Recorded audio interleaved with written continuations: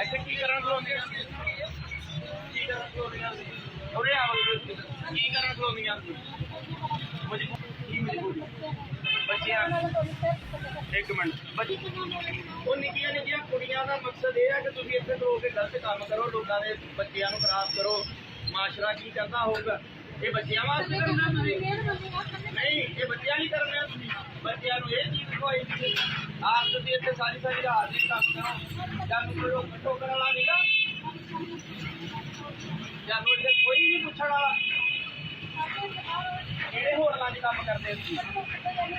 ਤੁਸੀਂ ਕਿੱਥੇ ਜਾਂਦੇ ਆ? ਕਿੱਥੇ ਜਾਂਦੇ ਆ?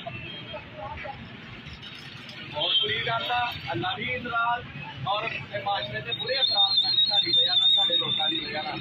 ਇੱਥੇ ਅੱਜ ਦਾ ਮੋਦੀ ਚੱਲੇ ਆ, ਅੱਗੇ ਨੂੰ ਉੱਥੇ ਤੁਹਾਨੂੰ ਦੇਖਿਆ ਮੈਂ ਤੁਹਾਨੂੰ ਰਹਿ ਕੇ ਖਵਾਵਾਂਗਾ। ਨਹੀਂ ਕੀ ਕਰਨ ਬੈਠੀਆਂ ਇੱਥੇ? ਤੁਹਾਨੂੰ ਸ਼ਰਮ ਨਹੀਂ ਆਉਂਦੀ ਯਾਰ?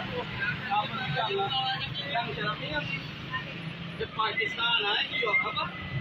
ਦੁਕਾਨਾਂ ਬੰਦ ਹੁੰਦੀਆਂ, ਤੁਸੀਂ ਕੁੜੀਆਂ ਆ ਕੇ ਇੱਥੇ ਖਲੋ ਜਾਂਦੀਆਂ, ਨਿੱਕੇ ਨਿੱਕੇ ਨਿਆਣੇ ਤੁਹਾਡੇ ਖਲੋ ਕੇ ਸਾਰੇ ਕਰਨ ਪਏ ਹੁੰਦੇ ਆ। ਕੋਈ ਇਨਸਾਨੀਅਤ ਆ ਤੁਹਾਡੇ ਜੀ? ਦੇਖੋ ਔਰਤ ਹੋ ਕੇ ਤੁਸੀਂ ਖਾ ਪੀ ਨਹੀਂ ਐਸੀ ਕੀ ਹੈ ਤੁਹਾਡਾ ਧੰਦਾ ਵਾ ਇੱਥੇ? ਕਿਹੜੀ ਜਗ੍ਹਾ ਤੇ ਕਰਦੀਆਂ ਤੁਸੀਂ?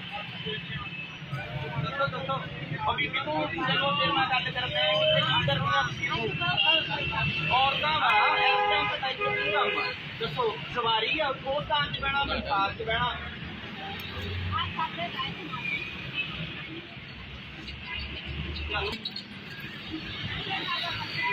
ਉਹ ਬੱਚੇ